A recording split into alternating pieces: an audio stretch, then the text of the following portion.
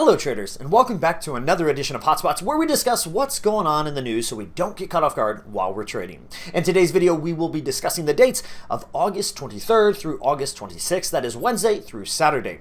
Beginning with Wednesday, we do have a bunch of flash manufacturing PMI coming at us. It starts at 3:15 a.m. Eastern Time in Europe, followed by another at 3:30 a.m. Eastern Time, and another at 4:30 a.m. Eastern Time, and then finally, we leave Europe and come over to the US for a final flash manufacturing PMI at 9:45 a.m. Eastern Time.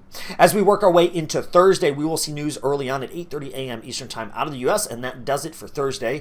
Then Friday comes around, and we have news at 4 a.m. Eastern Time coming at us out of Europe, followed by high-impact news out of the US at 10 a.m. Eastern Time, and then finally we close it off at 3 p.m. Eastern Time out of Europe for a final release of the day, and then we work our way into Saturday where there's nothing going on. So enjoy your weekend, and I will see you in the next one.